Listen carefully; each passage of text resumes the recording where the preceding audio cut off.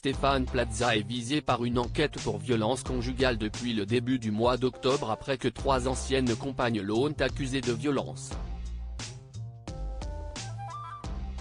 Mais ces dernières ne seraient, d'après nos informations, pas irréprochables dans leur quête de justice. L'affaire secoue tout un empire depuis plusieurs semaines. Stéphane Plaza, agent immobilier préféré du PAF et star des M6, est visé depuis le début du mois d'octobre par une enquête pour violence conjugale.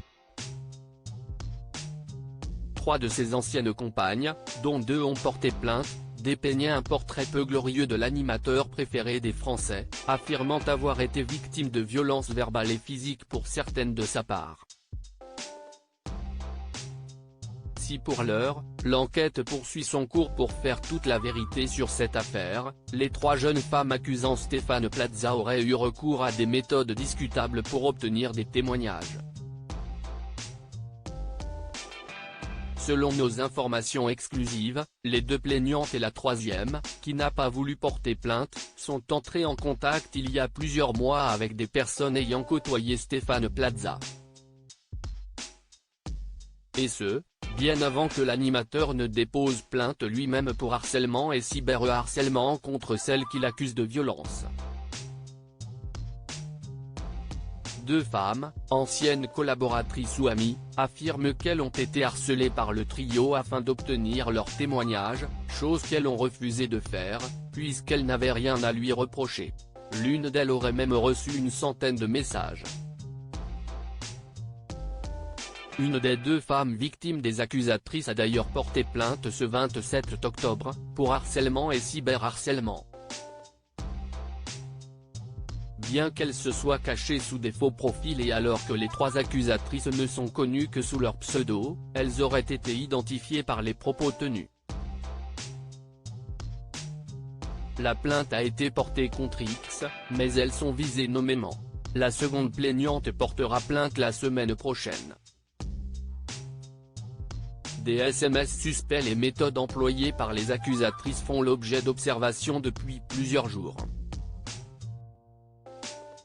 Ce jeudi 26 octobre sur le plateau de TPMP, une ex de Stéphane Plaza témoignait de manière anonyme, affirmant avoir été contactée par les accusatrices en question.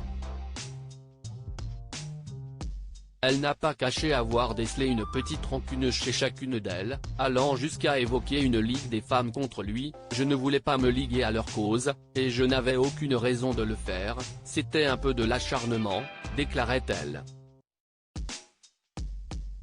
Des SMS échangés entre les 3 femmes avaient également été dévoilés, soulignant leur détermination. Je n'aille pas du tout peur moi, si ça part en couille, si est-il lui qui va perdre, car si est-il lui qui est connu, pas moi, et j'ai trouvé une association qui paie les frais de l'avocat.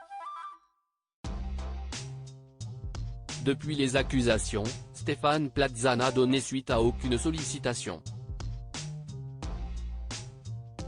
Un silence loin d'être un aveu selon son avocate, maître Hélène Plumet. Il est très affecté. Aujourd'hui, son nom est sali et son réseau est attaqué alors qu'il n'a commis aucun crime, ni aucune violence, lisait-on dans un communiqué lu dans Touche pas à mon poste. Les enquêtes internes ont conclu qu'aucun acte de sa part ne pouvait s'apparenter de près ou de loin à de la violence morale ou physique.